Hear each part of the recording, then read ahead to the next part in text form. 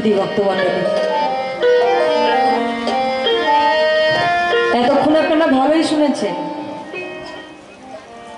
আমি জবাব দিয়ে গেছি, আমার জবাব নাকি ওনার মন মতো হয় নাই। তবে একখানা গান গাই, গানের মধ্যে বিস্তারিত আলোচনা করব।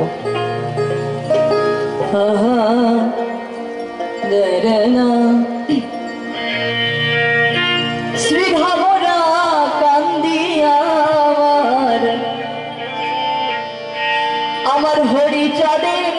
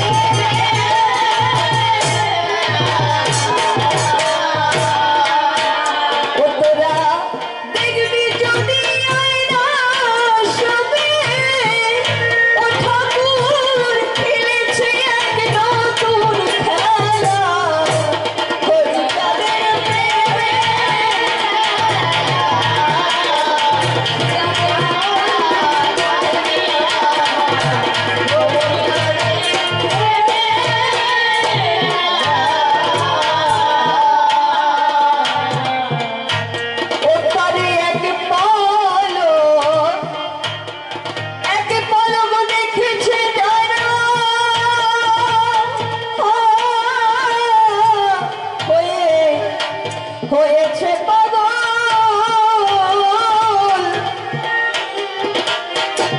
চাঁদ বদলে বাহু তুলে বলেছে হরি বল। এক পলক দেখেছে যারা হয়েছে পাগল, আরে চাঁদ বদলে বাহু তুলে বলেছে হরি বল। তারা কাটিয়ে এই সংসারের গান, ওরে সর করেছে চরণ ধুলা।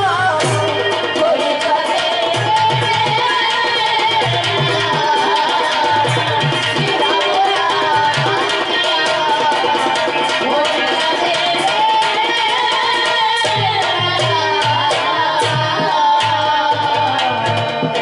পিতা পুত্র নাম ধরেছে জাতির জনক বলে,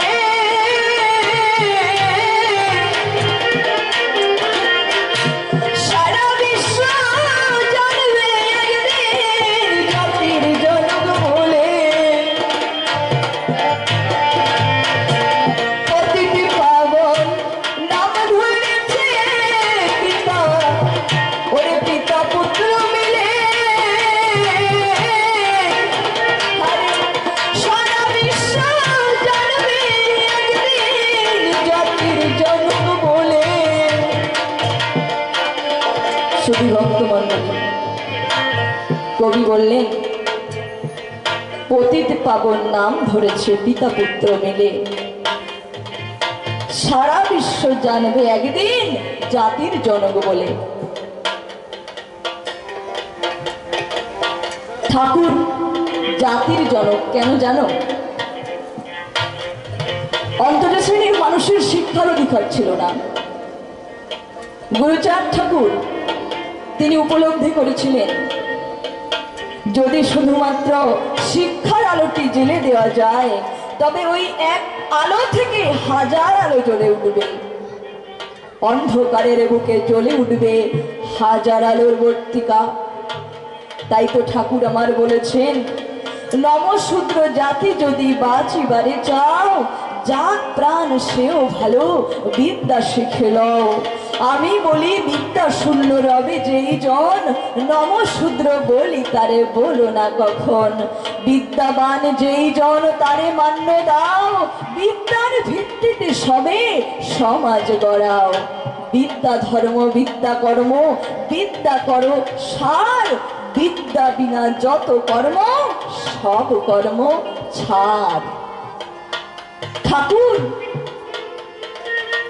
1880 সালে প্রথম ওরাকান্দির বুকে বিদ্যা মন্দির স্থাপন করেছিলেন, কিন্তু বিদ্যা মন্দির প্রতিষ্ঠিত হলেও সেখানে অসংখ্য ছাত্রছাত্রী জোগাড় হলো, তারা শিক্ষা গ্রহণ করবে, কিন্তু শিক্ষা দেবে কে? শিক্ষক খুঁজে পাওয়া যাচ্ছে না। কারণ বর্ণশ্রেষ্ঠ হিন্দুরা তো যাত্রাভিমান বসে ওই অন্তজ শ্রেণীর মানুষের শিক্ষালয়ে তারা শিক্ষকতা করবে না। গুরুচাঁদ ঠাকুর আমার দমে থাকলেন না, তিনি পিছু পা হলেন না, তার প্রতিজ্ঞা আরো দৃঢ়তর হলো। তিনি বললেন, স্বজাতি শিক্ষক যদি পাই কোনোদিনে, তার হাতে শিক্ষা দিব আপন সন্তানে। তাই সেই স্কুলের প্রথম শিক্ষক কে হয়েছিলেন? রঘুনাথ সরকার। ঠাকুর শিক্ষার অধিকার দিলেন, তারপরে আমার ঠাকুর চাকরির অধিকার দিয়েছেন। আজকে আমরা তো অনেক বড় বড় জায়গায় যাই, কিন্তু আমরা শেকড় অনুসন্ধান করি না, আমরা অতীত ভুলে যাই যে কার জন্য আজকে এই জায়গায় এসেছি। ঠাকুর গুরুচাঁদ না আসলে আজকে অন্তজ শ্রেণীর মানুষের চাকরি হতো না। কেন জানেন? শ্রী শশীভূষণ করে পথ পরিষ্কার, ভেঙে দিল চাকরির অবরুদ্ধ দ্বার। কেমন ভাবে? ছোট বাজা, ওই কথাগুলো শোনার দরকার আছে। কেমন ভাবে? যখন শশীভূষণ শিক্ষা সমাপ্ত করে চাকরির জন্য বেড়ায় ঘুরে, কিন্তু নমশূদ্র হওয়ার তরে তাহার চাকরি নাহি হয়, এসে গুরুচাঁদের পাশে নয়ন জলে ভেসে ভেসে ঠাকুরকে ডাক দিয়ে কয়, বাবা, নমশূদ্র কুলে জন্মগ্রহণ করার অপরাধে যদি আমার চাকরি না হয়, মনে করি বিবেচনা এই জীবন আমি আর রাখবো না, তুমি চাকরির ক্ষেত্রে ভেদ ঘুচাবে এই সময়। তখন গুরুচাঁদ ঠাকুর শশীভূষণকে বললেন, শশীভূষণ, তোমার চাকরি হবে। এই কথাগুলি বলতে গিয়ে আমি অনেকখানি আবেগপ্রবণ হয়ে যাই। কেন জানেন?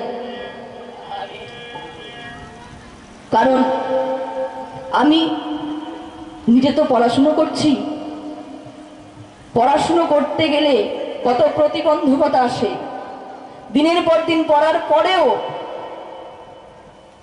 কত রকমের বাধার সম্মুখীন হতে হয়। আর যে সময় গুরুচাঁদ ঠাকুর যে সময় শিক্ষার অধিকার দিয়েছিলেন, সেই সময় এই জাতির শিক্ষার অধিকার ছিল না। ঠাকুর কত প্রতিকূল পরিবেশের মধ্যে আমাদের জন্য দিন রাত জেগে কঠোর পরিশ্রম করেছিলেন, এটা ভাবতে গেলে আমার সত্যি, আমি এই কথাগুলি এই জন্য বলতে গিয়ে আমার খুব কষ্ট হয়। তবু আপনাদেরকে বলি, কারণ এই কথাগুলি জানার দরকার আছে। আমরা যেখানেই থাকি আমরা যেন ঠাকুরকে ভুলে না যাই, এজন্য কথাগুলি আমার বলা। তখন গুরুচাঁদ ঠাকুর শশীভূষণকে বললেন, শশীভূষণ, তোমার চাকরি হবে, তুমি এখন কলকাতায় যাবে। কলকাতায় গেলে কার দেখা হবে? কার সঙ্গে দেখা হবে? দেখা হবে মিট সাহেবের সঙ্গে। মিট সাহেবের সঙ্গে দেখা হলে তুমি তোমার এই সমস্যার কথাগুলি তাকে জানিও। তখন শশীভূষণ ঠাকুরের আদেশে কলকাতায় এসে মির সাহেবের সঙ্গে দেখা করেছে। মির সাহেবকে দেখে মির সাহেব জিজ্ঞাসা করেছেন শশীভূষণকে, তোমার কি সমস্যা, কি হয়েছে, কি উদ্দেশ্যে এখানে এসেছো?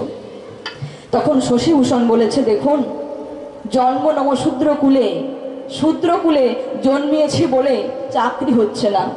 আমি সাব রেজিস্ট্রার হবার আশে অ্যাপ্লিকেশন করেছিলাম, কিন্তু কোনো উত্তর পাচ্ছি না তার। তখন মির সাহেব বললেন, তোমার জাতি কি কর্ম করে?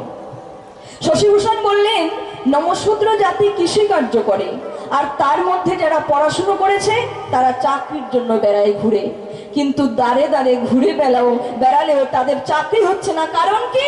কারণ একটাই, তারা নমশূদ্র, এই জন্য তাদের চাকরি হচ্ছে না।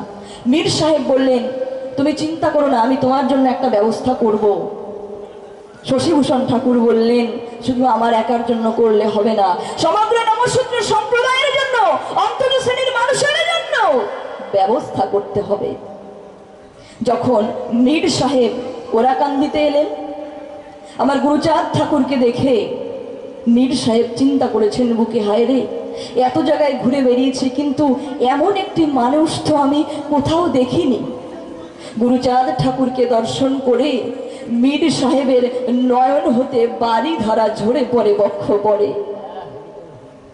ডাক দিয়ে বলেছে, শশীভূষণ আমার ভাইয়ের মতো, আমি চেষ্টা করব সতত তার যাতে একটা চাকরি হয়। তখন মীর সাহেবের প্রচেষ্টায় এবং আমার গুরুচাঁদ ঠাকুরের সহযোগিতায় সমস্ত নমশূদ্ররা একত্রিত হয়ে সেদিন ছোট লাটের কাছে যায়। ছোট লাটের কাছে যখন গেল, লাট সাহেব ডাক দিয়ে মীর সাহেবকে জিজ্ঞাসিল, সাহেব এরা কারা, কি এদের অভিপ্রায়?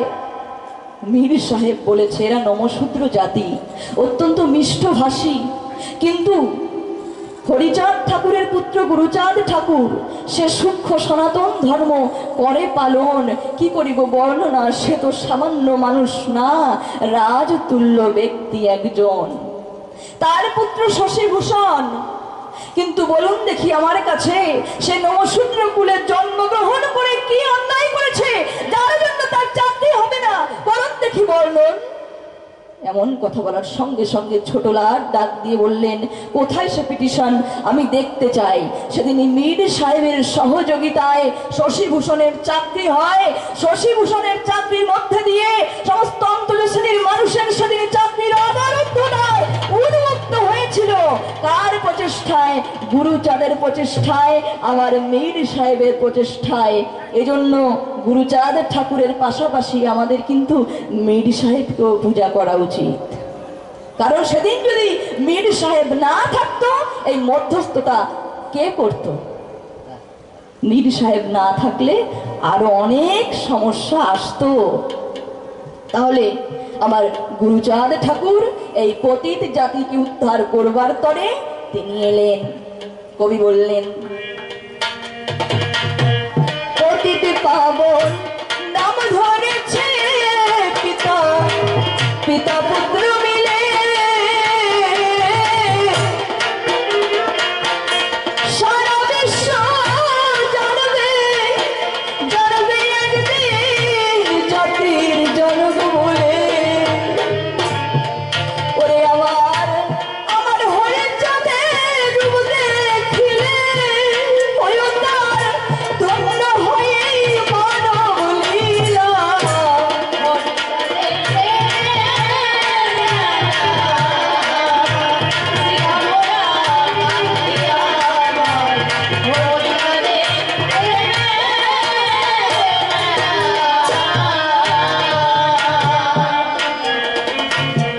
অন্ধে পেল দৃষ্টি শক্তি বোবায়, বোবায় কথা কয়, পঙ্গ দেখা বাহু তুলে নাচিয়া বেড়ায়। অন্ধে পেল ওরে দৃষ্টি শক্তি,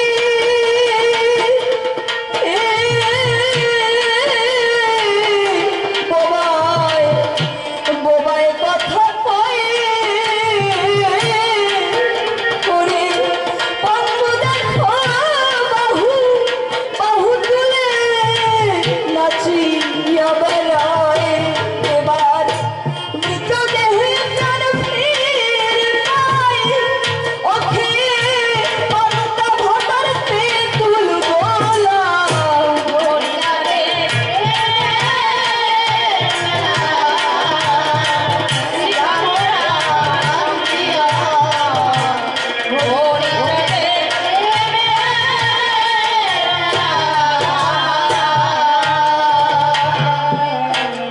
অতীত হরলালের এই নিবেদন সবার সবার চরণে।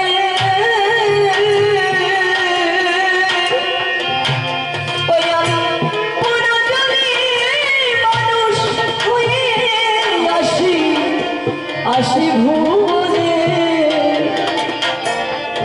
শুধু ভক্তমন্ডলী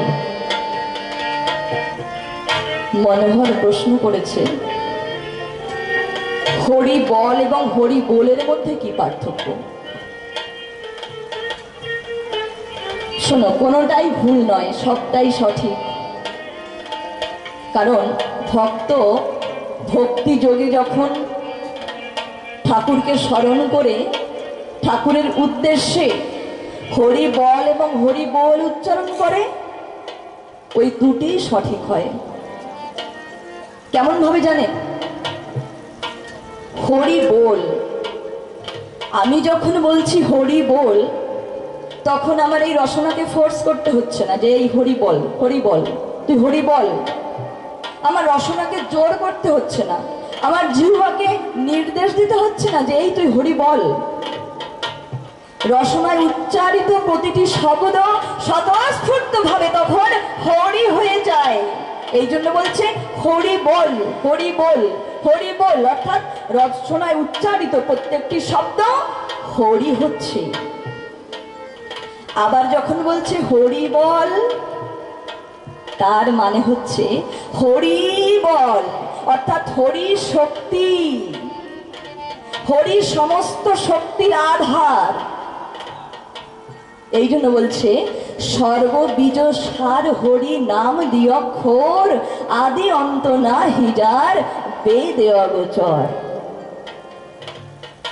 বিদগ্ধ মাধবখানি পড়ে দেখবেন জ্ঞানী গুণী, তার মধ্যে আছে অনর্পিত চরিণ চিরাত করুণাবতীর্ণ কলম। অনর্পিত, যা এখনো অর্পণ করা হয়নি তাই হচ্ছে অনর্পিত।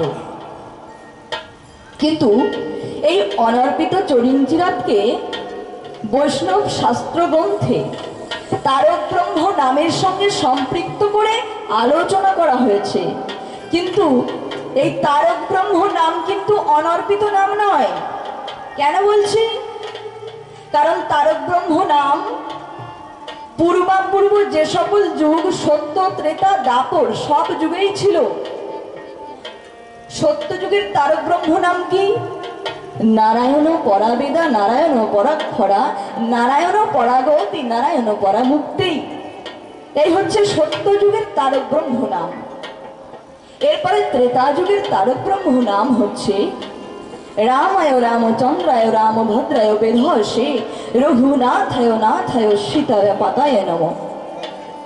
তারপরে দ্বাপর যুগের তারক ব্রহ্ম নাম হচ্ছে হরে মুরারে মধুকৈট ভারে গোপাল গোবিন্দ মুকুন্দ সরে যজ্ঞেশ নারায়ণ কৃষ্ণ বিষ্ণু নিরাশ্রয়াঙ্গমাং জগদীশ রক্ষ। তাহলে কলিযুগে আমার ঠাকুর সেই অনর্পিত নাম দিলেন। এজন্য অশ্বিনী গোসাই একটি গানের মধ্যে বলেছে, দেখবেন, অনর্পিত যেই হরি নাম পুরাতে জীবের মনস্কাম, ভব ব্যাধি করতে আরাম, নাম সধি জীবকে বিলায়, অকুল ভব ধীরে তীরে হরি দয়াময়। আমার ঠাকুর সেই অনর্পিত নাম প্রদান করলেন। অন্যান্য যুগেও হরিনাম ছিল, কিন্তু নামের মধ্যে এত মাধুর্য ছিল না। হরি বল বললে যে মাধুর্য হয়, আমার ঠাকুর সেই অনর্পিত নাম প্রদান করে হরি বল মহামন্ত্রের মধ্যে সেই মাধুর্য এনে দিলেন। কিন্তু নাম করার মতো করে করতে হয়। আমি মনের মধ্যে অহংকার নিয়ে নাম করলাম, সে নামে কিন্তু কাজ হবে না। নাম কেমন ভাবে করতে হয়? আগাছা বিহীন ক্ষেত্র লাঙলে চষিয়া, চাষি তথা জল সেকে থাকিয়া থাকিয়া, তবে সেথা বীজ হতে অঙ্কুরিত গম, সেই মতো সাধনের জানিবে ক্রম। অহংকার শূন্য ক্ষেত্র বিবেকে চষিয়া, আরতি জল সেক করো রহিয়া রহিয়া, তবে হরি নাম বীজ প্রেম ফল দিবে, নহিলে কি মরুভূমি অঙ্কুর জন্মাবে। হরিনাম অহংকার শূন্য হয়ে করতে হয়। কেমন ভাবে জানেন? কেমন ভাবে হরিনাম করতে হয়? অক্ষয় চক্রবর্তী যেমন ভাবে করেছিলেন। কেমন ভাবে? অক্ষয় চক্রবর্তী তারক গোসাইয়ের সান্নিধ্য লাভ করে তিনি দিবারাত্র হরিনামের অকুল পাথারে প্রবেশ করে গলার পৈতা খালের জলে ডুবিয়ে দিয়েছেন।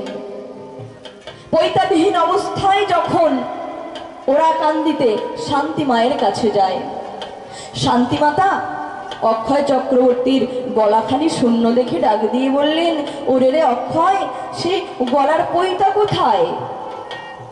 অক্ষয় চক্রবর্তী বললেন, মাগো, সে পৈতা আমি খালের জলে ডুবিয়ে দিয়েছি। শান্তিমাতা জিজ্ঞাসা করলেন, কেন?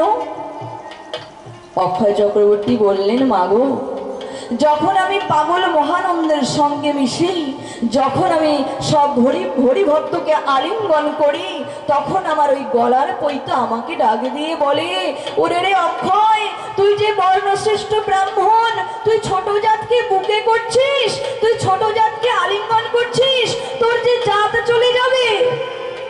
মাগো, যে পৈতা আমাকে হরি ভক্তের পরশ হতে বঞ্চিত করে, যে পৈতা আমাকে হরি ভক্তির পথে বাধা দেয়, সেই পৈতা আমি আর গলায় রাখবো না। এই জন্য আমি পৈতা খুলে খালের জলে ডুবিয়ে দিয়েছি। সেদিন আমার শান্তিমাতা বললেন, অক্ষয়, আজ তোমাকে আমি একটা উপহার দেব। কি উপহার? শান্তিমাতা আমার আচা কেটে ছোট ছোট টুকরো করে তাই দিয়ে মালা তৈরি করে আমার অক্ষয় চক্রবর্তীর গলায় পরিয়ে দিয়েছিলেন। অন্যান্য ভক্তরা যারা ডাক দিয়ে বললেন, তারা, মাগো, আমরা কি এই ধনে বঞ্চিত থাকবো? শান্তিমাতা বললেন, ওরে, তোরা কেউ বঞ্চিত থাকবি না, তোরা সকলে পাবি। সেদিন থেকে আমার শান্তিমাতা বলেছিলেন, আজ থেকে মতুয়া ধর্মের প্রতীক রূপে সাম্যবাদের নিদর্শন স্বরূপ এই মালা তোদের প্রত্যেকের গলায় থাকবে। সেদিন থেকে শান্তিমাতা এক এক করে সবাইকে নিজের হাতে মালা তৈরি করে ভক্তদের গলায় পরিয়ে দিয়েছিলেন। সেই প্রতীক আজও মতুয়া ভক্তরা বহন করে। কবি বললেন, হর হর লালের এই নিবেদন সবার সবার চরণে, আমি পুরো যদি মানুষ হয়ে আসি ভুবনে, জানো হরিচাঁদের গুণগানে আমার রসনা চলে দুবেলা।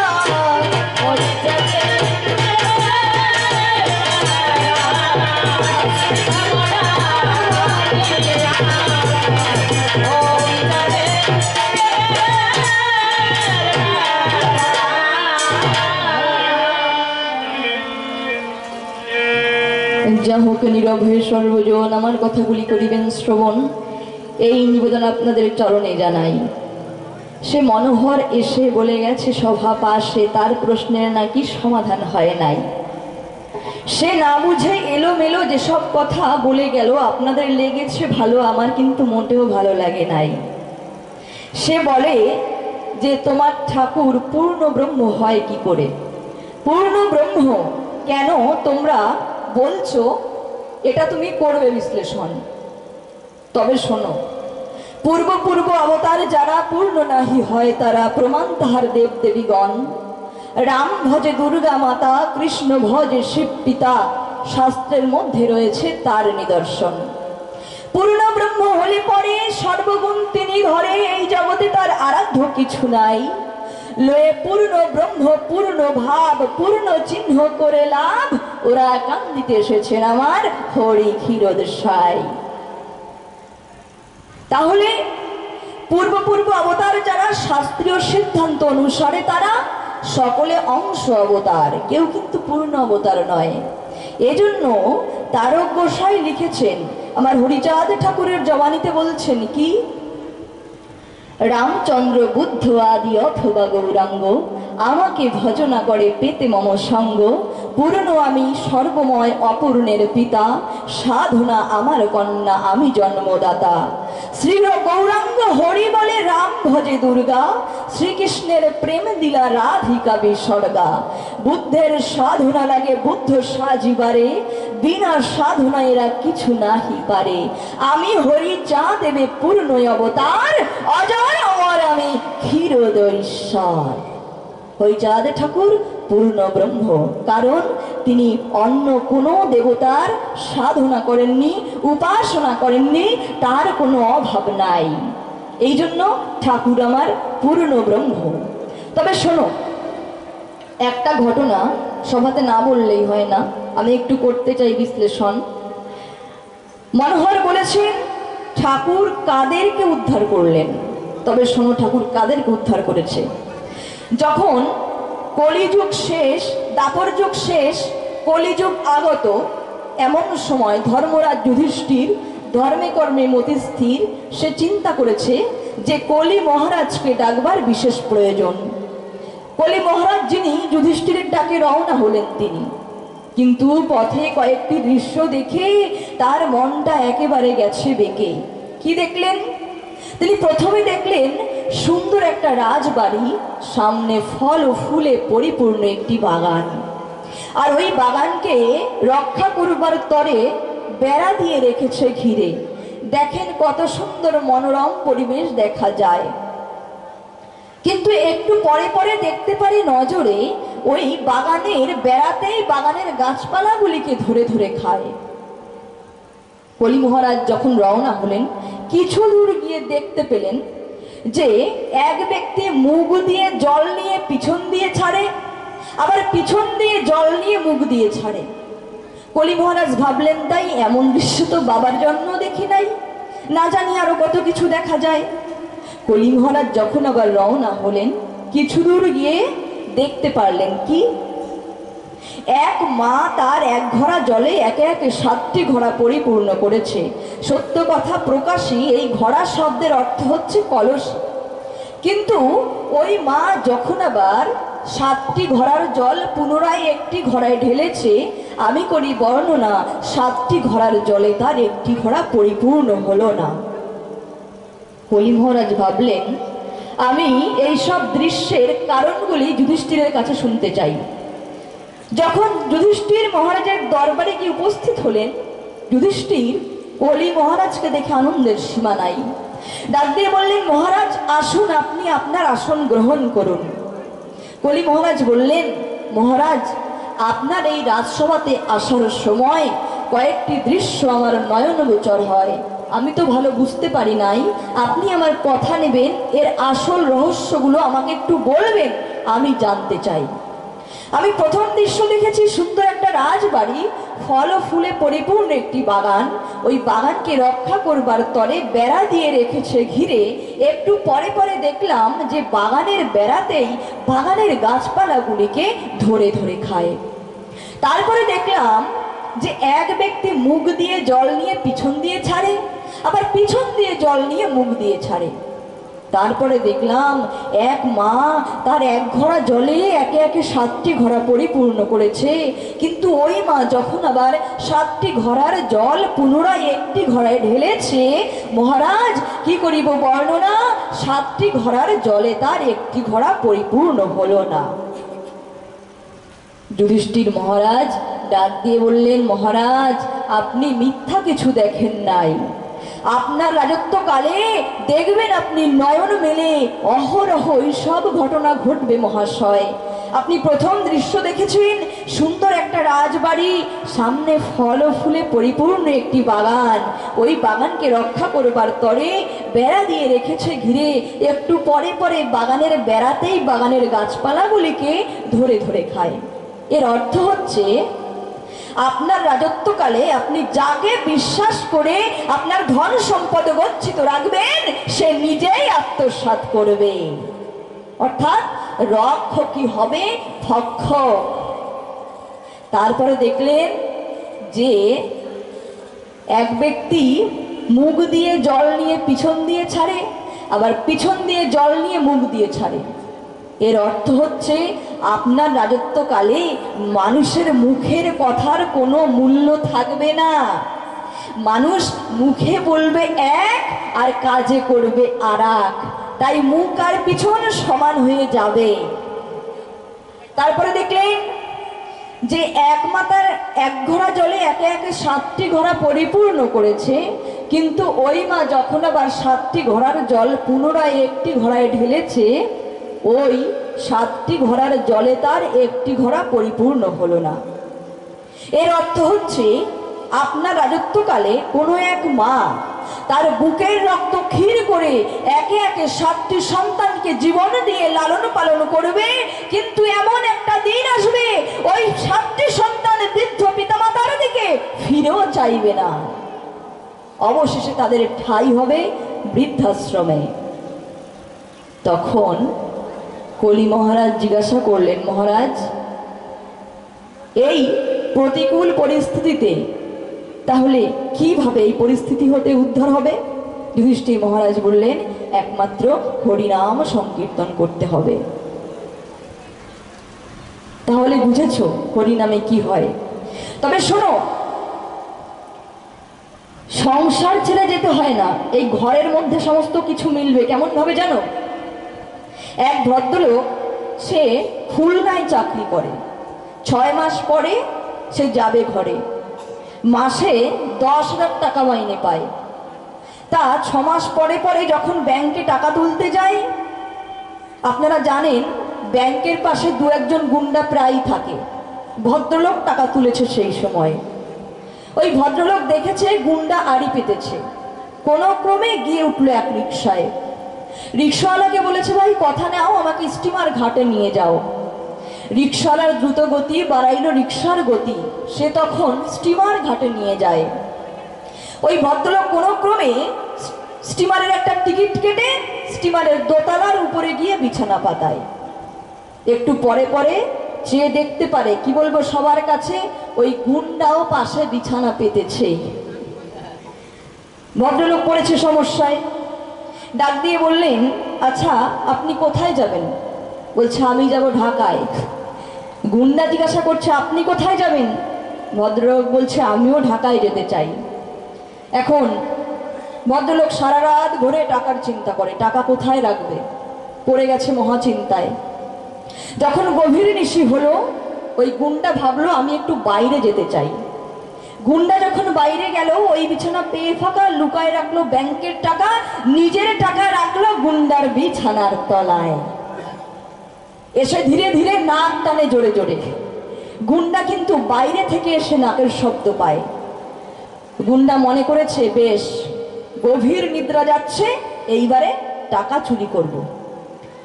ভদ্রলোকের বুক পকেটে হাত দিল, টাকা নাহি পেল। আবার বিছানার তলায় হাত দেয়, টাকা নাহি পায়। ভাবে টাকা গেল কোন জায়গায়, টাকা না পেয়ে নিজের বিছানায় চলে যায়। যখন ভোর হলো, ওই ভদ্রলোক চিন্তা করলো যে একটু বাইরে যাই। বাইরে গিয়ে ফিরে এলো। তা আপনারা জানেন সকাল হলে পরে কত হকারওয়ালা আসে। হঠাৎ গুন্ডা বাইরে গিয়ে একটা সিগারেট ধরায়। যখন গুন্ডা বাইরে গেল, ভদ্রলোক আবার নিজের টাকা নিজের কাছে আনলো। এখন একটা কেকওয়ালা দিল দর্শন।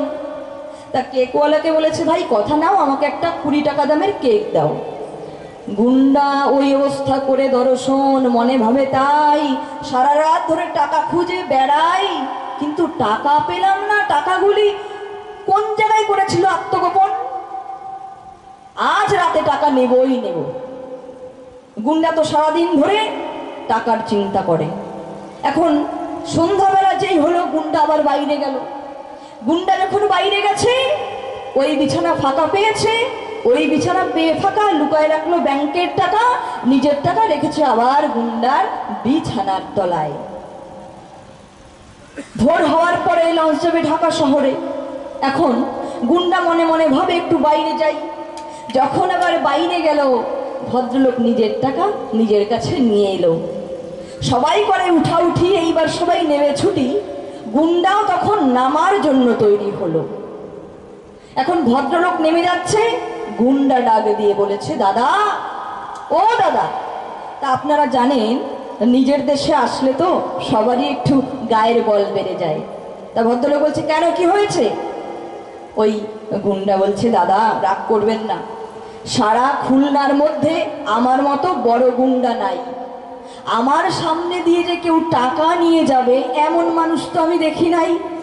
আপনার টাকা আমি নিতে চাইছি না, কিন্তু একটা কথা জানতে চাই, সারা রাত ভরে কত খুঁজলাম আপনার শরীরে, এমনকি বিছানার নিচেও খুঁজেছি, আমি টাকা পাইনি। দাদা বলুন দেখি আমায়, আপনার টাকাগুলো ছিল কোন জায়গায়? ভদ্রলোক বলেছে, ভাই তুমি জীবন ভরে পরের বিছানা খুঁজে দেখেছো, তাই একবার তোমার নিজের বিছানা খুঁজে দেখো নাই। তোমার বিছানার তলায় এই টাকাগুলো ছিল। কথা নয় অসঙ্গত, এই ঘরটাও ঠিক তেমনি মতো। এই ঘরের মধ্যেই সকল কিছু রয়, তোমার কাছে করি মানা, ঘর থেকে বাইরে যেতে হয় না, ঘরের মধ্যেই মণি মুক্তা কাঞ্চন জহরত রয়। যাই হোক, এবার একখানা গান গাই, তারপরেও আবার আলোচনা করব।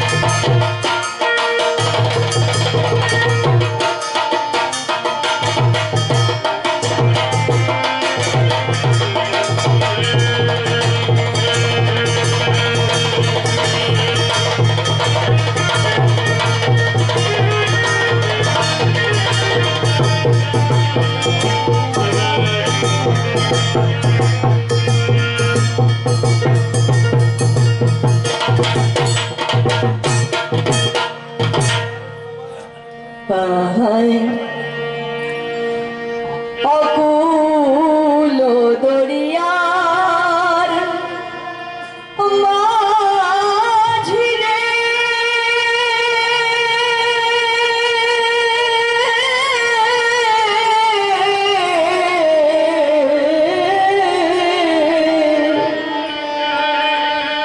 হরে মাঝি পাই করো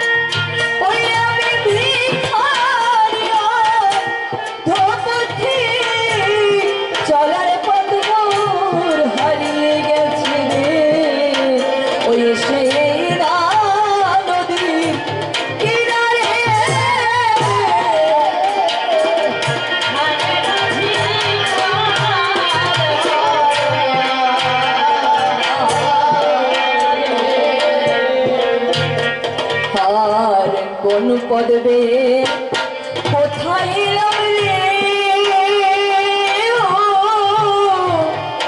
ও রে, ও চোখে যায় না কিছু, যায় না কিছু দেখা,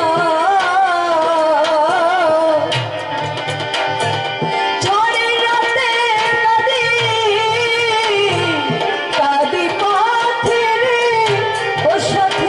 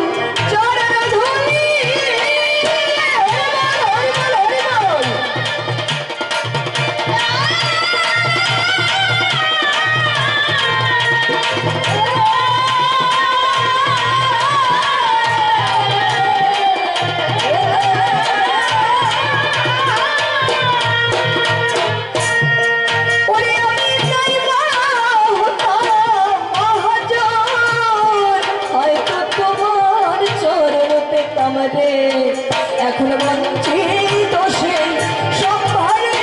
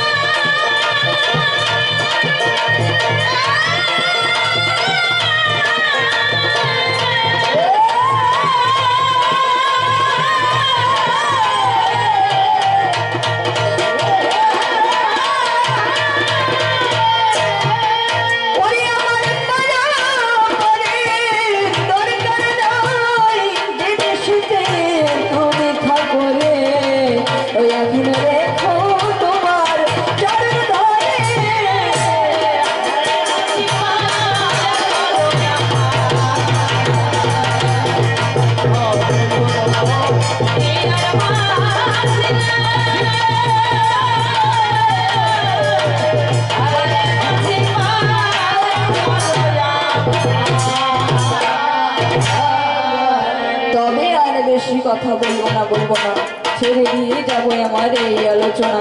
বহুভাবে বহু কথা বলতে গেলে পরে হয়তো দোষ ত্রুটি হয়ে যেতে পারে। দাড়ির জায়গায় যদি পড়ে যায় ক্ষমা, দয়া করে জ্ঞানের শ্রোতা করে দেবেন ক্ষমা। রাধবসের কাছে যেমন জল দুধ দেয়, জলে ভাতা ত্যাগ করে দুধটারে খায়, তেমনি আপনারা রাধবসের শ্রোতা আমারও জল মিশন বক্তৃতা। জলটাকে বাদ দিয়ে দুধটাকে খাবেন, বিনিময়ে আপনাকে আশীর্বাদ দেবেন। আর তাহারে বেশি কথা বলবো না, ছেড়ে দিয়ে যাবো আমার এই আলোচনা। পাল্লার ভাবটি এবার আমি দিলাম সঙ্গ করি, একবারে ভক্তগণে প্রেমানন্দে সবাই বলুন হরি হরি।